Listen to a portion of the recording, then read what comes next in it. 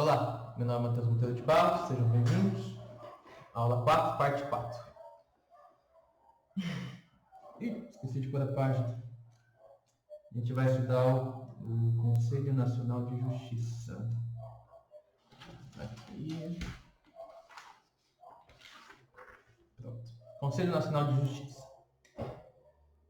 Ele é um órgão principal administrativo do Judiciário, né, cuja função é a atividade administrativa em relação ao Judiciário. A finalidade, portanto, dele é controle da atuação administrativa do Judiciário, controle da atuação financeira do Judiciário e controle do cumprimento dos deveres funcionais dos juízes, né, atividade administrativa e disciplinar, portanto, que é um tipo de atividade administrativa. Né? Bom, junto ao Conselho Nacional de Justiça oficiarão o Procurador-Geral da República e o Presidente do Conselho Federal da Ordem dos Advogados do Brasil. O presidente, né, do Conselho Nacional de Justiça é o presidente do STF, e, em sua falta, o vice-presidente do STF. E um ministro do STJ será o seu ministro corregedor, né, que é excluído da distribuição dos processos do CNJ. A composição do CNJ é de 15 ministros, com mandato de 2 anos, admitida uma única recondução. Desses 15, 14 são nomeados pelo presidente da República e um pela própria Constituição, que é o presidente. É o presidente do STF, automaticamente é o presidente do CNJ. Como que é feita a composição, né? São 3 ministros escolhidos pelo STF, né? Na verdade são 2, o desembargador é escolhido, um desembargador de TJ estadual, né? TJ, Tribunal de Justiça, é obviamente estadual. E um juiz estadual indicado pelo STF. Então, o ministro do STF, automático, né? Aí um desembargador e um juiz estadual. Depois vai ser um ministro do STJ, indicado pelo STJ, mais um desembargador federal e um juiz federal, indicados pelo STJ. Depois, um ministro do TST, um desembargador trabalhista e um juiz trabalhista, todos indicados pelo Tribunal Superior do Trabalho. Depois, um promotor, um membro do Ministério Público da União e um membro do Ministério Público dos Estados, né, indicados pelo Procurador-Geral da República. Membro pode ser tanto procurador quanto promotor, né? Nada impediria, em teoria. Né? 2 advogados indicados pelo Conselho da Ordem dos Advogados do Brasil, Conselho Federal, óbvio, né? E um cidadão de notável saber jurídico e reputação ilibada, indicado pela Câmara dos Deputados, e outro também, só que pelo Senado Federal. Todos nomeados pelo Presidente da República, depois de aprovada a escolha pela maioria absoluta do Senado Federal, o que é estranho, porque um deles é indicado pelo próprio Senado, né? E é sabatinado pelo próprio Senado. E, bom, presidido pelo presidente do STF, e se não fizesse os outros órgãos, né, os tribunais, os outros órgãos, não fizerem as indicações dentro do prazo previsto em lei, o STF o fará, tá certo? Então, basicamente, 3 juízes do STF, 3 juízes do STJ, 3 juízes do TST, 2 promotores do Procurador-Geral da República, né? 2 advogados e 2 cidadãos do Congresso, tá certo? 15 membros. Competência correcional. Compete ao ministro corregedor, ou seja, ao ministro do STJ, receber as reclamações de qualquer interesse relativas aos magistrados e aos serviços do judiciário, né? Receber as denúncias de qualquer interessado relativas aos magistrados e aos serviços judiciários, exercer função executiva no Conselho, exercer função de inspeção do Conselho, exercer função de correição geral do Conselho, requisitar e designar magistrados, delegando-lhes atribuições e requisitar servidores de juízos ou tribunais, inclusive nos estados, distritos federais e territórios, né? Essas seriam as funções básicas, então, do juiz corregedor, do ministro corregedor, né? Bom, qual que é a competência do CNJ, né? A previsão no Estatuto da Magistratura, que pode prever outras coisas, né? Lembrando que o Estatuto da Magistratura é uma lei complementar de iniciativa privativa do STF, como nós já vimos. Né? tem o poder de zelar pela autonomia do Poder Judiciário e pelo cumprimento do Estatuto da Magistratura, né? Podendo expedir atos regulamentares no âmbito de sua competência, bem como recomendar providências, né, no âmbito de sua competência.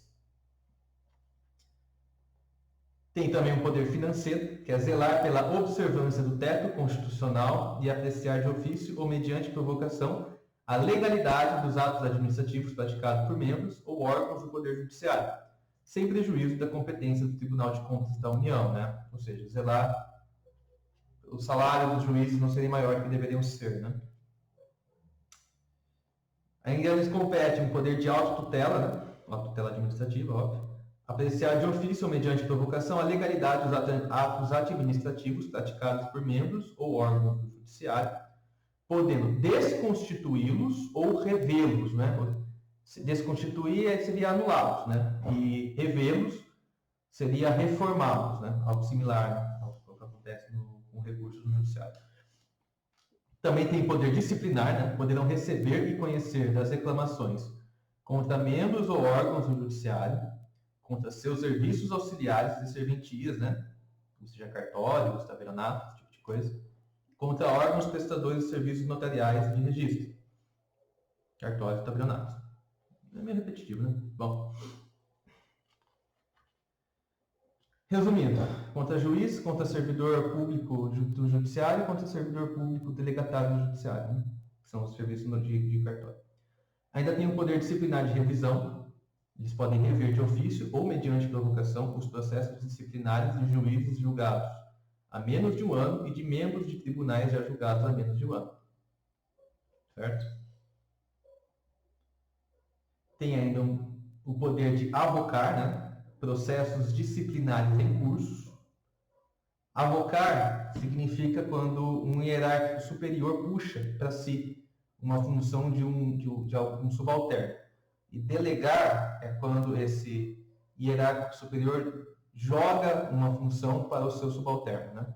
Então, delegar é de cima para baixo, avocar é de baixo para cima, certo? Então, temos o direito administrativo, né? Só para ficar claro. Podendo avocar processos disciplinares em curso e determinar a remoção, a disponibilidade e a aposentadoria, além de outras sanções administrativas aos juízes, né? Não só juízes, membros do trabalho, né? Servidores públicos, né, do judiciário, servidores públicos das serventias extrajudiciais vinculados ao tribunal, delegatários. Lembrando que o juiz ele é um cargo vitalício após o estágio probatório e não existe a sanção de exoneração, né, ou expulsão administrativa para retirar o cargo de juiz de um juiz vitalício somente com sentença judicial transitada em julgado. Então não é pelo CNPJ. Por isso que a punição máxima que eles aplicam é a aposentadoria, né? A punição. Poder de representar ao Ministério Público no caso de crime contra a administração pública ou de crime de abuso de autoridade, né? Afinal de contas, eles não têm função jurisdicional e nem de ação penal. Então, por isso que eles levam os autos ao Ministério Público para que o Ministério Público faça isso. É um órgão administrativo, lembrando, que faz parte do Judiciário. A própria Constituição nomeia ele como órgão do Judiciário, embora ele só tenha função administrativa. Ainda compete elaborar relatório anual propondo as providências que julgar necessárias sobre a situação do Judiciário no país, propondo as providências que julgar necessárias sobre as atividades do próprio Conselho. Né? Deve integrar mensagem do presidente do Supremo Tribunal Federal a ser remetida ao Congresso Nacional por ocasião da abertura da sessão legislativa. Ou seja, eles propõem, eles veem as dificuldades judiciárias e fazem as propostas legislativas necessárias. Né? Relatórios, propostas, etc.